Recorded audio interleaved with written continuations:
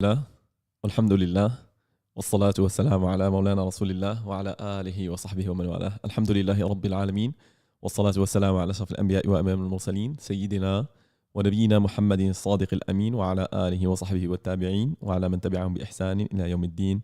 My dear brothers and my dear sisters, Assalamu alaikum wa rahmatullahi ta'ala wa barakatuh. I'm very glad to be with you again for another episode of seizing Ramadan's opportunity to introduce that much needed change into our lives. This is my fourth and last talk in this month of Ramadan. And throughout this series of talk, we have covered different topics, all centered around introducing some changes into our lives, how to become a better Muslim. And we have covered this different aspects, actually. We have covered from the very first one, which is changing our behavior and introducing that much needed change into our behaviors. As the Prophet ﷺ, he said, خيركم لأهلي وأنا خيركم لأهلي. The Prophet ﷺ, he said that the best amongst you is the one who is the best to his family members. And we talked in the second episode about setting high objectives for our lives, be it on the spiritual side or be it on the worldly life side. So in this episode we have covered really setting high objectives, and we mentioned the hadith of the Prophet ﷺ in which he said that المؤمن القوي خير وأحب إلى الله من المؤمن الضعيف وفي كل خير, that the strong believer is better and dearer to Allah Azza wa Jal than the weak believer, and in both of them there is goodness. And in the third episode, we actually covered something that was key into making the second one successful. It's not enough to set in high objectives in life, and it's not enough to actually dream big for our lives and wanting to introduce a lot of changes into our life, positive changes, and without really looking into something which can help us achieve that, which is our perspective on time. So on the third episode, we talked about taking advantage of every single minute of our day in adoration to Allah Azza wa Jal, in worship, in making us successful, and in achieving and in helping us to fulfill those objectives. Those objectives, be it on the spiritual side or be it on the worldly life side. Today, I'm actually going to talk about something which is much more encompassing than these three topics that we have covered. So today, I'm going to cover something that is much deeper, actually. And I have left this topic until the end for a reason. Because by now, Ramadan would have had an impact on you. Especially if you have listened to these three series of talk and embodied some of that change into your life. So by now, Ramadan should have an impact on your relationship with others, on relationship with Muslims and non-Muslims, on how you live your life, on the quality of your acts of adoration, on your faith in Allah Azza wa Jal, on your faith and your relationship with Allah Azza wa Jal. So this 25 days that has passed from the month of Ramadan should have had this impact on your life. And that's why actually I've left this topic until now, because by now this change would have been very successful into your life, and now you are able to actually listen to the topic that I'm going to cover today, inshallah ta'ala, with a different perspective. Today's topic is about embodying Islam in every single aspect of our life. Let me explain. So Islam is not just a religion that is to be confined within compartment of our lives. Like I choose to perform the prayer and that's it. Or I choose to increase and strengthen my faith in Allah Azza wa Jal, in the prophets, and work on the articles of faith in isolation. Or I choose just to work on my behavior and then leave everything off in isolation. Islam is actually much more encompassing, much more deeper than this. Islam is actually about embodying all of these aspects into our life. Some might observe the rituals, perform the prayers, fulfill the basic obligations, and however, they understand Islam as only acts of worship. And this is wrong. Some might understand Islam as being just some statements of faith, and this is actually as well wrong. Islam is not just this, or is not just that. Islam is all of this besides how we live our lives. Islam is not is misunderstood when it's just confined to the walls of the masjid or to the boundaries of some specific religious practices. Islam is only understood correctly when we embody every single aspect, every single hadith of the Prophet ﷺ into our lives, making that life successful from all its aspects, be it on the worship side. When you do the worship, you perform the worship with sincerity, with intensity, with the faith that Allah Azza wa Jalla is going to reward you with that. This is one aspect, which is just on the prayer side. However, when you look into the faith of someone, you need to find that faith that is strong in Allah Azza wa Jalla in the day of the hereafter. And then when you look into the way the person lives his life, we should be living our life according to Islam. Islam is misunderstood when someone just performs the acts of adorations, the acts of worship, and he does nothing else but the acts of worship.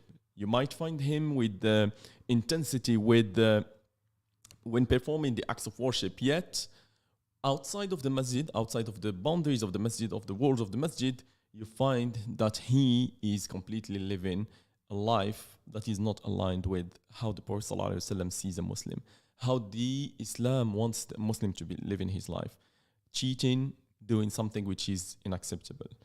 Rather, Islam is a comprehensive way of life that should permeate every single aspect of our relationship, of our acts of worship, of our creed in Allah Azza wa Jal. So unless Islam is embodied in all of these three components and aspects of our life, Islam is not going to be we are not going to be successful, and our understanding of Islam is incomplete. Islam should govern our relationships, be it our relationships with parents, with children, with our family members, with our fellow Muslims, or with our non-Muslims, so Islam is more than just the relationship side. Islam is also the acts of worship. Islam is also the creed in Allah Azza wa Jal. So taking anyone in isolation and just working on one single side, on one single aspect, will not make someone successful. Embodying Islam in a holistic manner requires us actually to look into all of these three components and embed them within our life. Islam is not just about statements of faith, as I mentioned. Some people, whenever we talk about Islam, they understand it as some statements of faith, as what they believe in Allah Azza wa Jal, and they have worked very, very, very hard in having the sincerity in Allah Azza wa Jal, in having the sincerity in their acts of worship, in strengthening their faith in Allah Azza wa Jal, in the prophets, in all of the articles of faith that the Prophet ﷺ has mentioned. And this is very, very, very good. So we're not saying that any of this is wrong.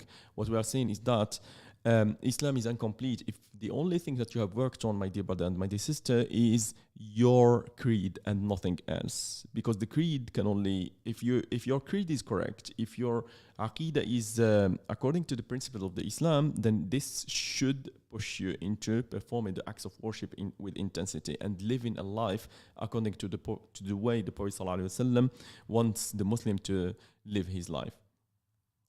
In the same way, there are some brothers who are very, very strong when it comes to performing the acts of worship with intensity, with devotion, with sincerity, with humility.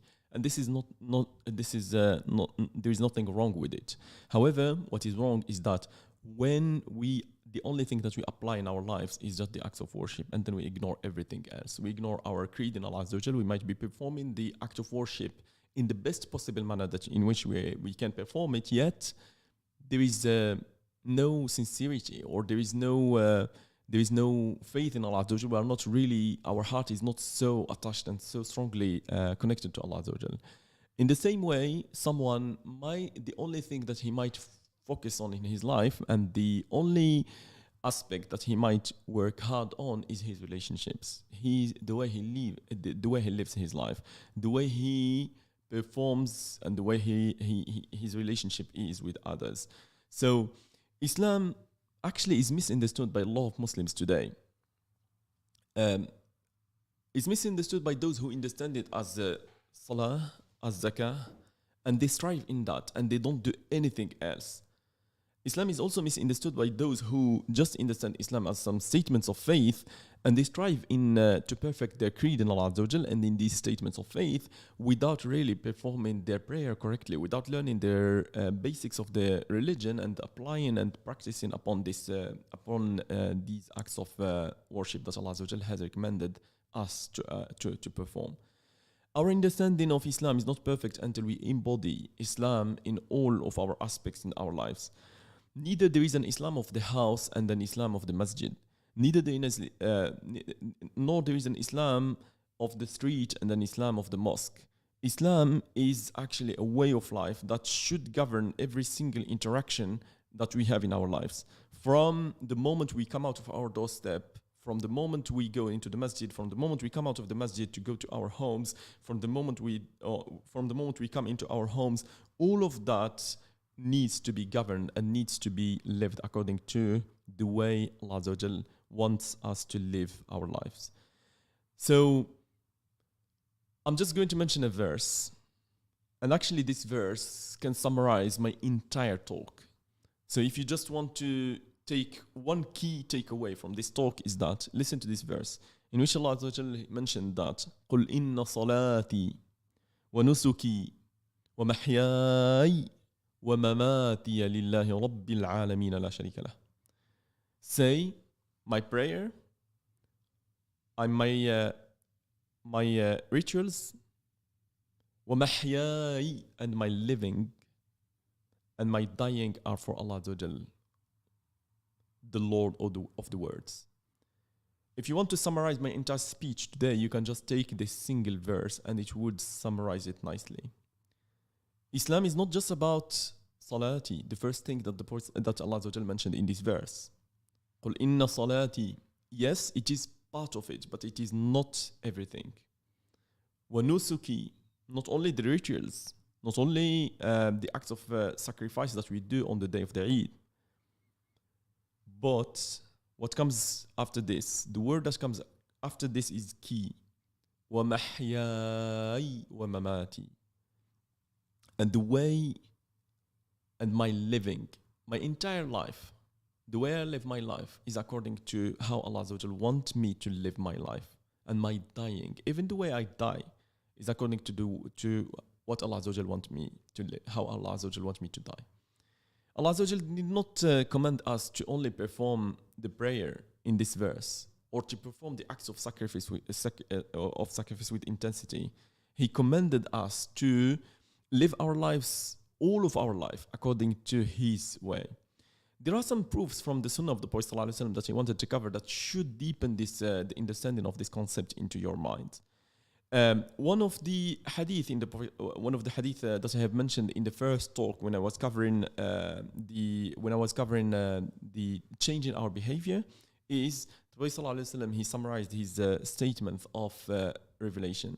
His statement of why he was sent to this community. The Prophet ﷺ, he said, إِنَّمَا بُعِثْتُ لِأُتَمِّمَ مَكَارِمَ الْأَخْلَاقِ. The Prophet ﷺ, he said that I was sent to perfect the good manners. The Prophet ﷺ, he summarized his mission so that people do not confine the message of Islam into just some statements of faith, or that they confine their understanding of Islam into just the worship and they focus on the acts of worship and nothing else. The Prophet ﷺ in this hadith, which is a deep hadith that should really govern all of our life, which is إِنَّمَا بُعِثْتُ لِأُتَمِّمَ مَكَارِمَ الْأَخْلَاقِ, which is I was sent to perfect the good manner. So if the good manners do not appear on you, if your behavior, the way you live your life, the way you interact with Muslims and non-Muslims, the way you interact with your family members, the way you are outside, basically the way you are outside of the masjid is not according to how Islam wants your way of life to be, then there is a deficiency somewhere. Name it the way you want to name it. There is a deficiency in your Islam, it's incomplete, name it the way you want to name it. Conversely, if the only thing that you excel at is the acts of worship, you perform them with intensity, with devotion, and yet nothing else is perfect, then there is something that is incomplete within our Islam.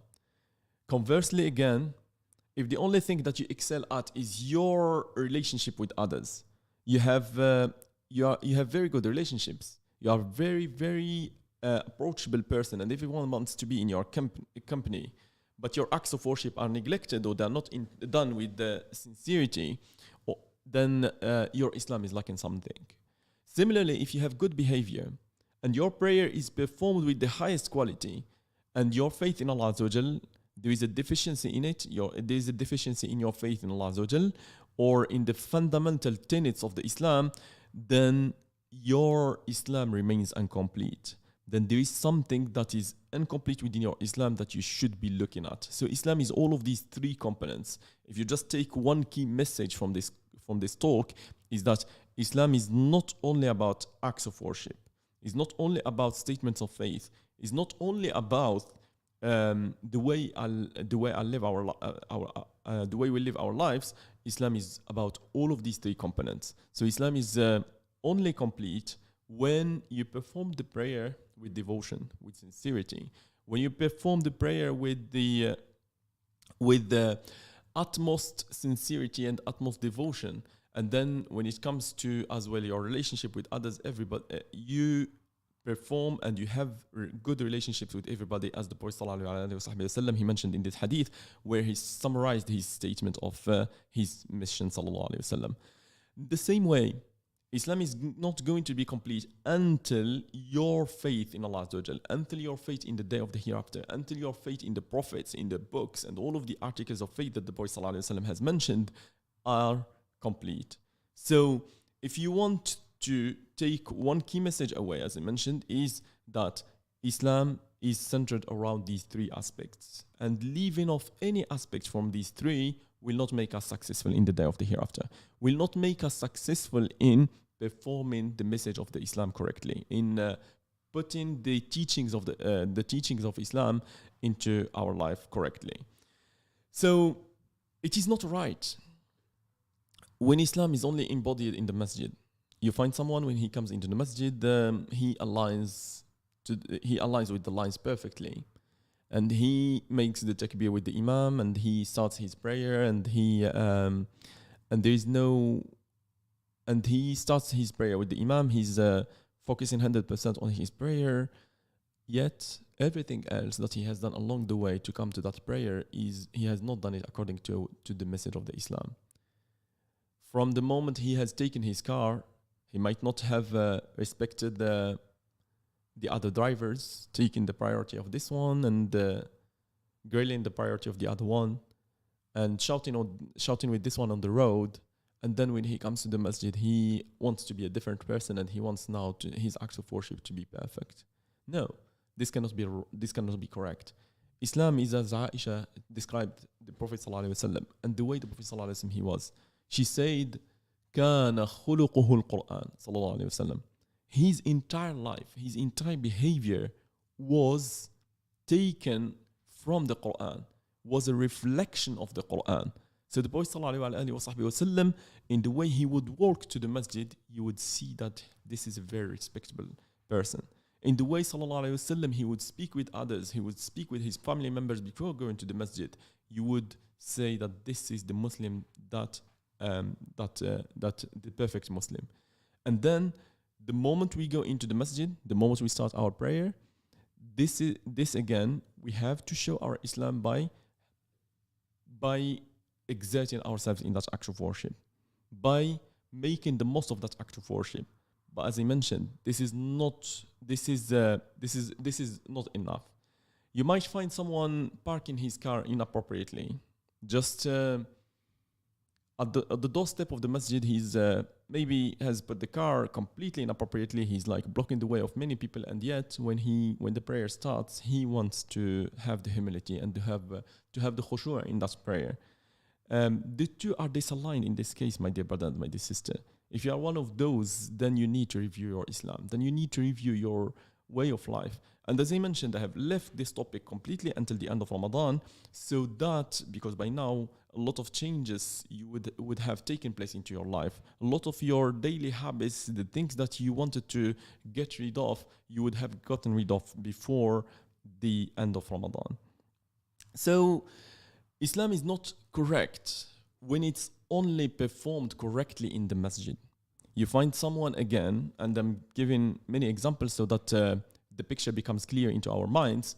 You find someone, when he comes in the masjid, he's smiling and dressing very appropriately, dressing nicely, and you like the person, the way he is, the way he dresses, the way he prays to Allah Azza wa Jal. Yet the moment he goes from the masjid, he maybe cheats on his in his business, in his trade. And he doesn't find that very significant, actually. It's like, even if you try to remind him, he would just tell you, oh, actually, yeah, I'm performing my prayer correctly. Performing the prayer correctly is not the entire message of the Islam. The Prophet ﷺ didn't come just so that people perform their prayers correctly. He came to improve our relationship with each other. He came to improve, first of all, the very first thing, which is our aqidah in Allah Azza wa Jal, our aqidah in the day of the hereafter, our aqidah in the prophets, in the books, in all of these articles of faith that the Prophet ﷺ has focused on throughout his 13 years of life in Mecca. Then when the Prophet ﷺ, he moved to Medina, he focused on something else, which is focusing on building the Muslim society. So it is not right, as I mentioned, when someone, for instance, he comes to the masjid and he spends huge amounts of time focusing with the recitation of the Imam, yet maybe some of the money that he's taking is not completely halal, but he doesn't really give it attention. He doesn't really pay attention to it. And as I say, Islam is only going to be complete if we embody the teachings of the Islam into every single aspect of our life. In the same way, someone, the only thing that might excel at is at being very, very good in his relationships. Everybody loves him, loves his company, loves being around him, and yet when he comes to the prayer, he comes very lazy. He doesn't put any effort in his prayer. He doesn't want, or he doesn't put the effort to improve his prayer. Then in this case, Islam is incomplete. Are there any proofs of the Quran, from the Quran, about what I'm talking about? Yes, definitely. If we just take one surah of the Quran, which is Surah Al-Fatiha, you will see that these three pillars that I am trying to cover in this talk are all covered in Surah Al-Fatiha. And as you know, we have to recite Surah Al-Fatiha at least 17 times a day, the number of the mandatory rak'ah in each day. So at least 17 times a day, you're reminding yourself about the three pillars of Islam, the three fundamental teachings of Islam, which are your creed in Allah Azza wa Jal, your creed in the day of the hereafter, all of the matters that relate to the creed, to Aqidah, and then you remind yourself that you are one of the servants of Allah Azza wa Jal, so you must exert yourself into the acts of worship, and then you remind yourself about your way of life. How does that work in Surah Al-Fatiha? Let me go through it with you and you can understand what I'm talking about. In Surah Al-Fatiha, you can see that there are these three different aspects, or these three different pillars listed in a nice, ordered manner. When you take Bismillahir Rahmanir Rahim, Alhamdulillahi Rabbil Alameen, all of this is actually Aqidah. When you say Alhamdulillahi Rabbil Alameen, you are praising the Lord, you are praising Allah Azza wa Jal, and you recognize that there is a Lord, that there is Allah Azza wa Jal who has created you, who is sustaining you. Alhamdulillahi Rabbil Alameen, Ar-Rahman Rahim, and then you start attributing him the perfect of the names, some of the perfect of his names, which are Ar-Rahman, Ar-Rahim, which are the merciful and the most merciful. Malik Yawmiddin or Malik Yawmiddin, depending on the recitation that you use. In this case, you are attributing that there is a day of the hereafter in which everybody is going to be gathered to be given their reward and to be judged. So now, this first pillar, which is Aqidah, you have just finished reciting it. After this, has Surah Al-Fatiha ended? No, not yet. Surah Al-Fatiha covered actually straight after the Aqidah, the acts of worship, which is إياك نعبد وإياك نستعين. It is you who we worship and it is you who we ask for help. So from here, you have now turned into the second pillar, which is showing your submission to Allah Azza wa Jal, showing your servitude to Allah Azza wa Jal, showing that you are one of the servants of Allah Azza wa Jal and performing the acts of worship, performing the prayer in the way Allah Azza wa Jal wants you to perform them, which is with intensity, with sincerity. And you start saying, إياك نعبد وإياك نستعين. And Allah Azza wa Jal didn't mention نعبد إياك أو نعبدك. Allah Azza wa Jal didn't mention that we worship you, because in Arabic there is this is a formulation that is very well known, which is when we advance something that should come later in the sentence, it means that it is something to put a constraint on the phrase or on the sentence. So rather than saying na'buduka, it's you who we worship. So when you say iyyaka na'bud, it becomes it's only you who we worship.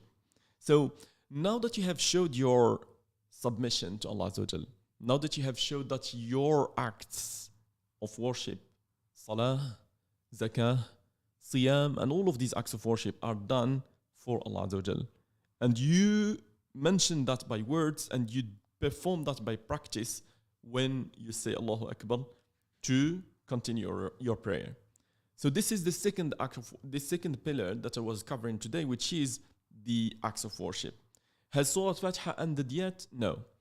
Where does, for example, the way of life illustrate in Surah Al-Fatiha, in the remaining verses of Surah Al-Fatiha? It illustrates when you start reciting, my dear brother and my dear sister, اهدنا الصراط المستقيم.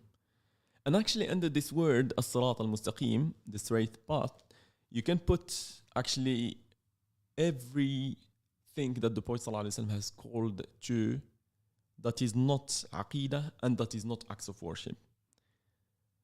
The way, as I say, we deal or interact with our families, the Prophet ﷺ, he said, خيركم خيركم لأهله وأنا خيركم لأهلي. The best amongst you is the best to his family member. And the Prophet ﷺ himself, he said, and I'm the best to my family member.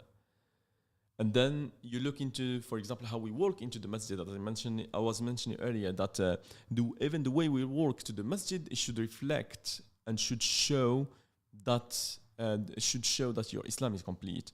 And I mentioned that, for example, when we walk to the prayer, we walk with humility. We walk showing the aspect that the Muslim is. So with Prophet ﷺ, he said, إِذَا أَتِيتُمُ الصَّلَاةِ فَامْشُوهَا وَعَلَيْكُمُ السَّكِينَةِ. When you come to the prayer, then walk to it while you are showing the tranquility. So shouting along the way, shouting on the road, when you are going to the masjid, is not something necessarily in line with the teaching of Islam. And the two would be completely contradictory. When you just have shouted on the way to the masjid and then you come to the masjid and you want to perform the prayer with the best, in the best possible manner, and you want to exert yourself in it and you want to perform it with the devotion. So the two have to be aligned. Because in your prayer, in the same prayer that you are going to start and you are going to in which you are going to recite Alhamdulillahi Rabbil Alameen, Ar-Rahman Ar-Rahim, Malik Yawmiddin, you are asking Allah Azza wa Jal to guide you to the straight path. And this straight path is driving correctly, is looking into your relationship with others, is looking into your relationship with your parents, with your children, with Muslims, with non-Muslims, is how you trade, how you do your business, what you make yourself and your family eat, the halal, and all of that. So, and that is actually just one surah of the Quran, which is Surah Al-Fatiha, in which we can see clearly that these three fundamentals of Islam, that these three pillars of Islam are all illustrated in the same surah. And this is beautiful actually because we have to recite it 17 times a day. And actually some of the scholars mentioned that the reason we have actually to recite this surah 17 times a day at least, or in each rak'ah for that rak'ah to be valid, is because it contains all of the teachings of Islam. Because it embodies all of these aspects of Islam at once. Because you might take some verses and they only, for example, focus on Aqidah. You might take other verses and they focus only and solely, for example, on Ibadah, on the acts of worship. For example, if you take some of the verses like وَاعْبُدْ رَبَّكَ حَتَّى يَأْتِيَكَ الْيَقِينُ. All of these verses, they focus necessarily on just the acts of worship. And you might take some verses, like you take Surah Al-An'am, for example, which is heavily focused towards Aqidah, and you find that actually Surah Al-An'am or the verses from Surah Al-An'am are about deepening the Aqidah into ourselves. And yet, the only surah actually that has this characteristic, that has this singularity, is Surah Al-Fatiha, and that's why we have to recite it. Because it teaches you, my dear brother and my dear sister, that Islam is all of these aspects, is that you have to embody all of these teachings into your life for your life to be successful. You cannot just embody one and then ignore the two others. You cannot just embody the creed, the aqidah, and then leave off the worship or leave off the way of life. In the same way, you cannot just embody the way of life and then leave off aqidah and then leave off, for example, the acts of worship. All of the three are interconnected to make the Muslim successful in the day of the hereafter. All of the three has to be done with the same intensity. I am not just advancing one over the other. I'm not just focusing on one over the other. I'm not just doing one with so much intensity while ignoring the other. I'm not just performing the acts of worship, saying Allahu Akbar, and then I leave off my car on the way, for example, blocking somebody. And on this topic of the car parking, you can hear that a lot of masjids are struggling because people, they are making a mess of the car park in the month of Ramadan, and maybe disturbing the neighborhood. Yet, when it comes to the prayer, they want to take advantage of it 100%, and they want to do it and perform it with the most devotion possible way, in total humility and in total sincerity. So you can see, for example, in the prayer itself, in which the Prophet ﷺ has asked us to strengthen the lines. The Prophet ﷺ, throughout his lifetime, when he was teaching his companions to perform the prayer correctly, he was ﷺ asking his companions to strengthen the lines. And actually, some people, they literally take strengthening the lines as just that, as just strengthening the lines and nothing else. Strengthening the lines is also about putting your car correctly. Strengthening the lines is also about walking correctly, is also using the right exit, the right entrance, is also walking into the masjid, into the place of worship with humility. As I mentioned in the hadith of the Prophet ﷺ, in which he mentioned, إِذَا أَتِيتُمُ الصَّلَاةِ فَامْشُوهَا وَعَلَيْكُمُ السَّكِينَةِ. When you come to the prayer, then walk to it while you are showing the humility. Going back to Surah Al-Fatiha and going back to what I have just mentioned, which is that Surah Al-Fatiha contains all of these three aspects, all of these three fundamental pillars of the Islam, and that's why we have to repeat it at least 17 times a day. If you take any other surah, it doesn't have the same characteristic. It doesn't embody all of these three aspects, and that's why the only surah of the Quran that we have to recite 17 times a day is Surah Al-Fatiha. There are some verses, for example, that will be focusing and will be deepening the ibadah into you, or deepening aqidah, or deepening the way of life. But the only surah that actually focuses and covers the three pillars of Islam is Surah Al-Fatiha. I'm just going to take another example, which is Surah Al-Furqan. In Surah Al-Furqan, Allah Azza wa Jal, He mentions some attributes of His servants. And Allah Azza wa Jal has attributed these servants to Himself. Allah Azza wa Jal, what He said is that وَعِبَادُ الرَّحْمَنِ. So He has attributed them to Him, to the most merciful. And He listed some of the attributes of these servants.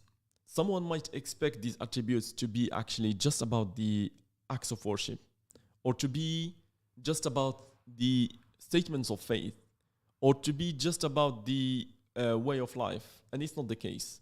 Allah Azza wa Jal, He has chosen to cover and to give some of these attributes to be related to the creed, some of the other attributes to be related to the other acts of worship, and some of the attributes to be related to the way we live our life. Allah Azza wa Jal, He said, for example, وَعِبَادُ الرَّحْمَنِ الَّذِينَ يَمْشُونَ عَلَى الْأَرْضِ هَوْنًا وَإِذَا خَاطَبَهُمُ الْجَاهِلُونَ قَالُوا سَلَامًا. Even in the way they walk on earth, that shows that they are the servants of Allah Azza wa Jal. You see someone, sometime you see someone walking, and just from the manner he walks, the manner he dresses, you see someone and you say, this is a servant of Allah Azza wa Jal. This is a true Muslim. This is what Allah Azza wa Jal, this is what the Prophet Sallallahu Alaihi Wasallam want to see in us, my dear brothers and my dear sisters. Allah Azza wa Jal, when He listed these characteristics in Surah Al-Furqan, and He has attributed these people to Himself, He said, وَعِبَادُ الرَّحْمَنِ الَّذِينَ يَمْشُونَ عَلَى الْأَرْضِ هَوْنًا. The very first characteristic has nothing to do with ibadah, with worship, has nothing to do with their creed in Allah Azza wa Jal. Yet, the very first characteristic is about how we walk on earth. And then Allah Azza wa Jal, He listed some of other attributes, and He mentioned, for example, وَالَّذِينَ يَبِيتُونَ لِرَبِّهِمْ سُجَّدًا وَقِيَامًا. And then He listed some of these characteristics, and some of them are truly dependent, are truly linked to the ibadah, to the obedience, are linked to the other of worship. And Allah Azza wa Jal, He said, for example, in this verse, وَالَّذِينَ يَبِيتُونَ لِرَبِّهِمْ سُجَّدًا وَقِيَامًا. And those who spend the night to their Lords, prostrating and standing. And this, for example, is one characteristic that is 100% just linked to the ibadah, to the worship. And then there are some other characteristics that are linked to the creed. If we take the example of the verse, وَالَّذِينَ يَقُولُونَ رَبَّنَا اصْرِفْ عَنَّا عَذَابَ جَهَنَّمَ. And those who say, Oh Allah, preserve us from the hellfire. إِنَّ عَذَابَهَا كَانَ غَرَامًا. So in this case, they recognize that there is a day of the hereafter. They have faith that there is a day of the hereafter in which everybody is going to be given his count, and then there is something that is called hellfire that they want to avoid. So you can see, for example, from this example in Surah Al-Furqan, that all of these three are mentioned as some of the characteristics of the servants of Allah Azza wa Jal. Each verse will be covering one of the three pillars that I have just covered in my talk. What happens when we apply Islam to all aspects of our lives? If we apply Islam to all aspects of our life, then our understanding of Islam is correct. Then our embodying of Islam is correct. Then the verses, like the verse in which Allah Azza wa Jal said, ولو أن أهل القرى آمنوا واتقوا لفتحنا عليهم بركات من السماء والأرض ولكن كذبوا فأخذناهم بما كانوا يكسبون. And if only the people of the cities had believed and feared Allah Azza wa Jal, we would open up upon them blessings from the heavens of the earth. Right? Allah Azza wa Jal, what He's saying is that if the people of the cities had believed and feared Allah Azza wa Jal, they have taken Islam correctly. They have, and for each nation before the community of the Prophet ﷺ, they all were called to the same message, which is the message of Islam. Allah Azza wa Jalla, He said, وَلَوْ أَنَّ أَهْلَ الْقُرَىٰ آمَنُوا وَاتَّقَوْا لَفَتَحْنَا عَلَيْهِمْ بَرَكَاتٍ مِنَ السَّمَاءِ وَالْأَرْضِ. We would have opened blessings upon them if we embody all of these aspects into our lives. The Prophet ﷺ, and I finish with this hadith, inshallah ta'ala. The Prophet ﷺ, he warns us from a type of misunderstanding of Islam, which is understanding Islam as acts of worship and nothing else. The Prophet ﷺ, he asked his companions one time, أَتَدْرُونَ مَنِ الْمُفْلِسِ? Do you know who the bankrupt is? And they say that the bankrupt is the one who has no money. He has no الْمُفْلِسِ مَنْ لَا دِرْهَمَ لَهُ وَلَا مَتَاعٍ. He has no money, he has no objects. The Prophet ﷺ, he said, الْمُفْلِسِ مَنْ يَأْتِي يَوْمَ الْقِيَامَةِ بِصَلَاةٍ وَصِيَامٍ وَزَكَاةٍ.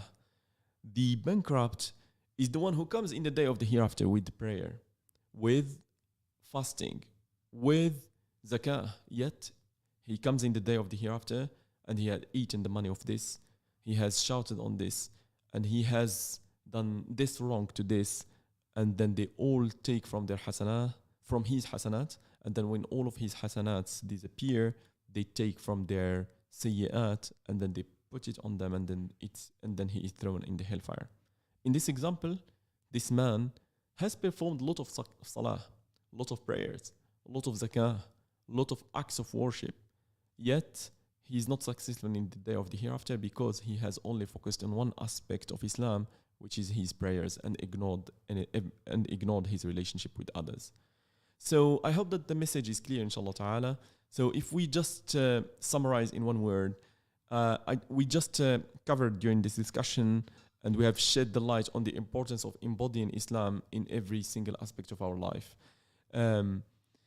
Whether through demonstrating Islam through our behavior, or whether performing the acts of worship with devotion and sincerity, or whether aligning our creed with the fundamental teachings of Islam. So this is my last talk from this fourth series of talk about changing around ourselves for the better. صلى الله عز وجل أن يحفظنا ويحفظ أهلنا وذوينا. اللهم اعتق رقابنا في هذا الشهر يا رب العالمين من النار. اللهم إنا نسألك يا رب العالمين الجنة وما قرب إليها من قول وعمل، ونعوذ بك من النار وما قرب إليها من قول وعمل. اللهم إنا نسألك الجنة مع الأبرار برحمتك يا عزيز وغفار. اللهم إنا نسألك يقينا صادقا. اللهم اعتق رقابنا يا رب العالمين من النار. اللهم إنا نسألك الهدى والتقى والعفاف والغنى. اللهم اغننا بحلالك عن حرامك وبفضلك عن من سواك. اللهم إنا نسألك الجنة ونعيمها ونعوذ بك من النار وما قرب إليها من قول وعمل. My dear brothers and my dear sisters, I'm very pleased to be with you again, and thank you very much for listening to these 4 series of talk. I hope Allah Azza wa Jal bless you and myself during the remaining minutes and time of this month of Ramadan. جزاكم الله خيرا again. كان رسول الله صلى الله عليه وسلم إذا أفطر قال: ذهب الظمأ وابتلت العروق وثبت الأجر إن شاء الله. The Prophet صلى الله عليه وسلم would say when he would break his fast, the thirst has gone and the veins have become moist and the reward has become established inshallah. Allahu Akbar, Allahu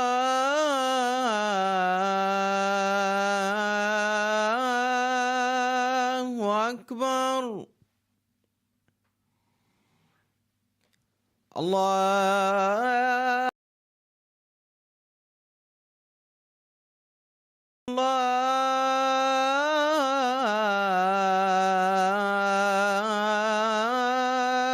Allahu Akbar. أشهد أن لا إله إلا الله.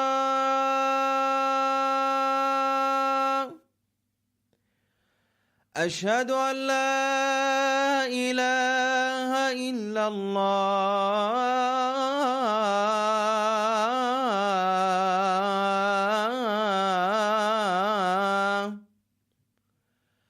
أشهد أن محمدًا رسول الله.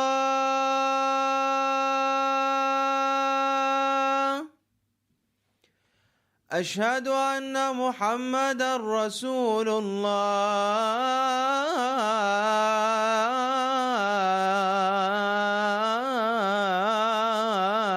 الله.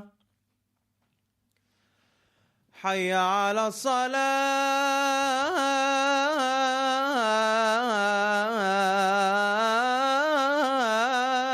الصلاة. حي على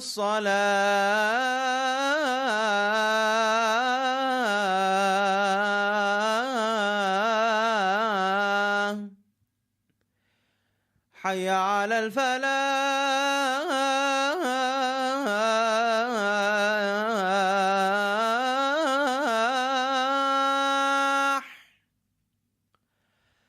حي على الفلاح.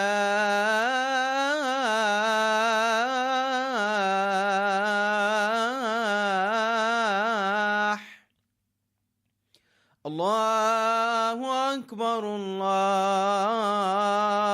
أكبر. لا إله إلا الله.